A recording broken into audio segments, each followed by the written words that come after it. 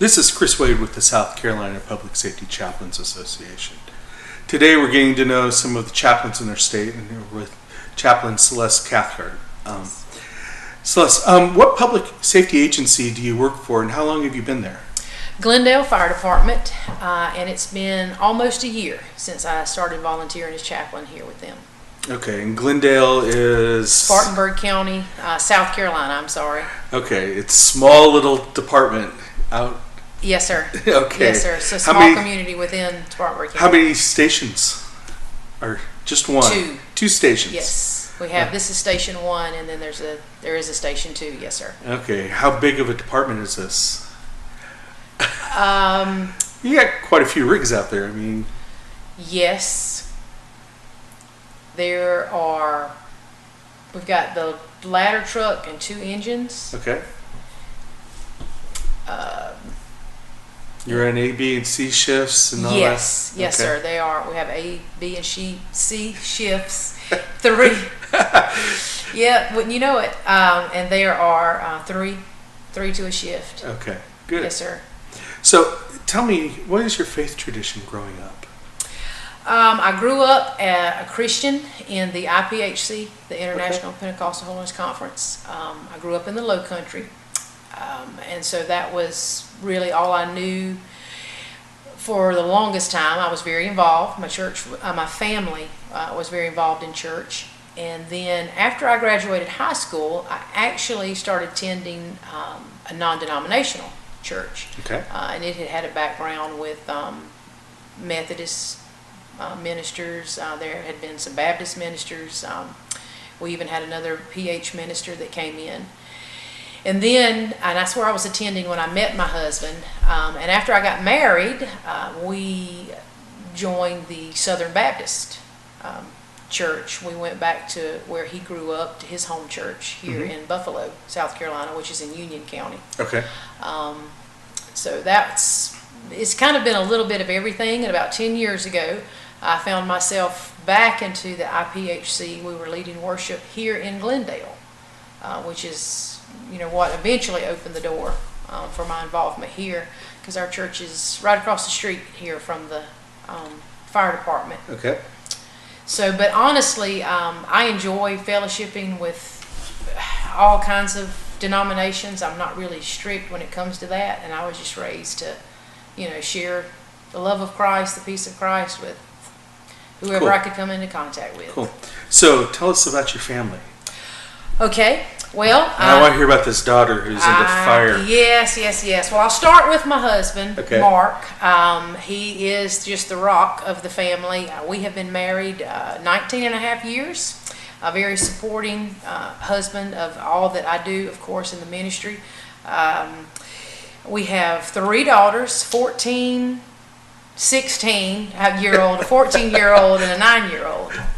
And we actually met in Georgetown County. I'm originally from the Low Country, and he was managing a plantation down there when we married, and just very quickly we did that several farms throughout the state until we decided in 2002, right before our oldest daughter was born, I'm gonna go into business for myself. And I'm like, okay, and so I supported that. So we moved up here, and that's what we did.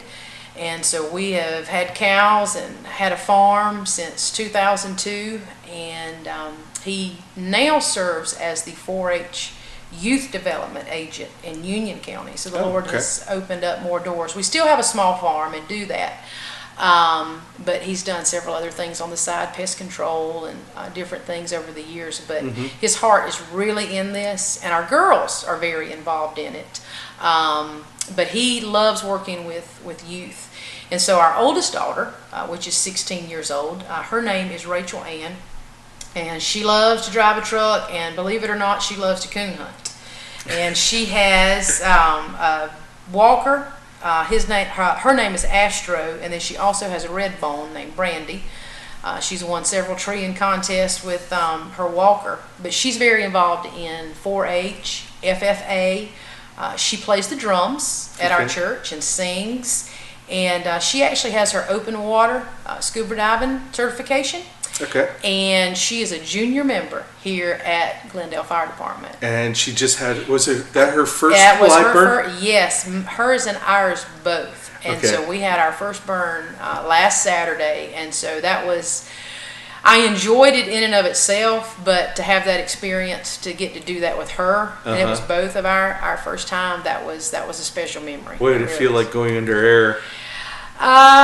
Well, it was hot and it was dark. It was different. We have done some training here. And so I've had my turnout gear on and an air pack, and I've done the entanglement box, but not under the conditions that we had last Saturday. So, but it was. Well, good. So, what other ministries are you involved with? Well, I'm the pastor here. I'm the senior pastor for New Life Worship Center right here in Glendale. But I didn't tell you, but I have two other daughters. Okay. I'm so sorry. I forgot. Yeah, I can't leave them out. Hear about them. That's right. We have a 14-year-old, and she also is involved in 4-H, and she plays the guitar and sings at church. And she also has her open water scuba diving certification. She's got a coon dog as well named Lori. She doesn't like to hunt so much. She enjoys the bench shows, and so she does well with that. But she is our social butterfly. She never meets a stranger. So we're very proud of her. And then the 9-year-old is my mini-me. So Miss Katie Jean is very athletic. She plays all kinds of sports, but she loves to go fishing. And she currently has a customized worm bucket that her and her daddy built. And so she keeps it stocked and ready to go when he comes in to take her to the pond and go fishing. Sweet. But she loves to play outside and climb trees. So sweet. Yes. So what got you into chaplaincy? I guess the first thing would be just having a church so close to the fire department. To be honest, I don't really have a background in that, but getting to know the guys here and their help over the years at the church and bringing the fire truck and things to the kids, and just getting out in the community and meeting them and meeting the people here, and I've just grown to love them and just want to help. I just really, the opportunity arose to get more involved and to offer help, and I just have a desire to help beyond the church walls. You know, there's folks that can't, come to church, and I know that maybe that doesn't feel comfortable. And if you're gonna, you can reach people that way, but you can reach more people when you get outside of those walls and really get into your community. And this has opened up that door for me to, just establish more relationships and just be able to be available. You definitely see more people go into more homes than you would otherwise. Oh yes. And through not just the fire department, the guys here, but then going on calls through the community, like what you just said, and seeing those folks. And I have been on calls and met people, and then they tell you about their neighbor, or they tell you about somebody else, and you're able to kind of minister to them or pray with them if they need it. And it's just really opened up doors for me to have an opportunity to give back in the community. Okay. So what do you love about being a chaplain? I think what I love about being a chaplain, number one, would be the friendships. I would have to say it has been fun, even though it's difficult, and I know we'll cover some of that in a minute, but it's opened doors for education, like the chaplaincy classes. That has given me valuable information. It has sparked in me an interest and a desire to get more involved. Things that I never thought I would do, just like the burn, last Saturday. As I came in as a chaplain, it's so different than being involved in the church, because I feel the need to know more what they do and see what they see and be involved, even though I may not go on to be a career, fireman like so many of them are. It has instilled in me a desire to do these things and to get a better idea, which I feel like helps you minister more and helps you just be able to offer encouragement in knowing, the things that they have to face. Yeah. Some of the things that they see out there. What is this saying? Wish my eyes could forget the things I've seen. Right. That's another, that's another thing that I think about a lot, the loss and the injury and the different things that they have to deal with on a daily basis, and just wanting to know how to help, just wanting to know what's the right way to be there, and really hopefully that I can participate in a way that I gain that trust, that that they feel like that they can open up about things. And I guess I would go into the next question. What are some of the challenges you see as being a chaplain? I would have to say probably the why questions. For me, I'm here in the community, and so my availability is I'm used to that part. I'm used to getting phone calls in the middle of the night over the years, having a church when people are sick. So that part hasn't really been so new, but I think the questions why, and it's beyond the comfort. My first call, or the first time I guess that you would say that I was called upon, was during the death of an infant. And that's when I first realized the seriousness, because in church you deal with things, and it's the family, and you come in and you offer comfort. You try your best to offer comfort as best you know how, and pray for folks. But there's that other level of learning how to, like you said a while ago, you see these things. Now we've got to deal with it. And sometimes there are other emotions. Sometimes there's anger and frustration. When you've went and that, maybe someone's done an evil act, and you go in and you're aware of that, and then you're trying to put those things out.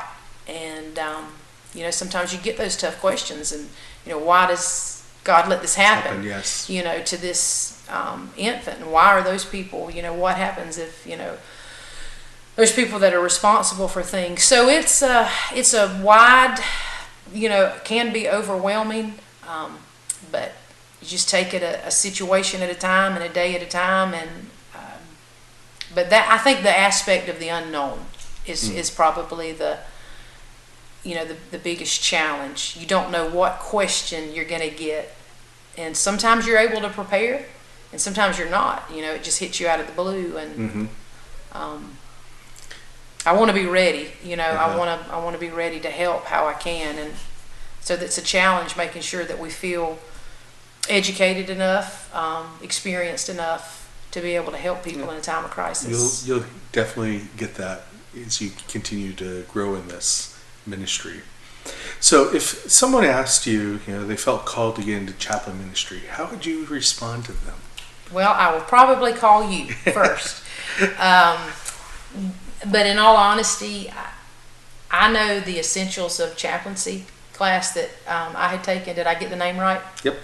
That really helped me. That really helped me and opened my eyes. And so I would probably recommend, and I would get in contact with you, even though I was kind of joking, I still would get in contact with you. But I would recommend that they, take the class, because for me, it opened my eyes. I knew that I wanted to help, but it is different than pastoring. It is different than some of the other, ministry that I've been involved in. So it gave me a better idea of what would be expected of me, how I should conduct myself, what I can say, what I can't say, those types of things, being available not only to the department, but, on scene. What about a family, that there's watching their home, burn down, being able to minister, even outside of the department. And so I would recommend, some of these classes that would help, and it would also give them the contacts that they need to meet other chaplains in different areas, whether they're looking to, whether it's fire department, police department, EMS. I would just get in contact with some of you guys that's been around a while and let you tell me how I need to help them. So last question. What desires do you have for being a chaplain, and where do you want to go with this ministry? As far as I can.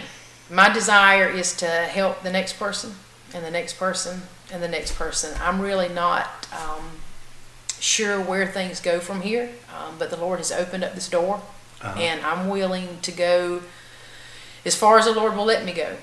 I don't have a vision of where I plan to be, this year or next year.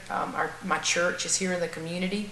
I have loved learning and growing with this department this past year, and whether I continue to help people in this community or if I can help outside of this community, I just want to be ready for when I'm called on. But for me, it's really just all about one day at a time and trying not to miss that person in need that I can help. Good. Well, it's been a pleasure getting to know you a little bit better and hearing your heart for not only your community, but for your firefighters and for your God. So it was thank you. Nice to meet you. Thank you so much. I appreciate your time.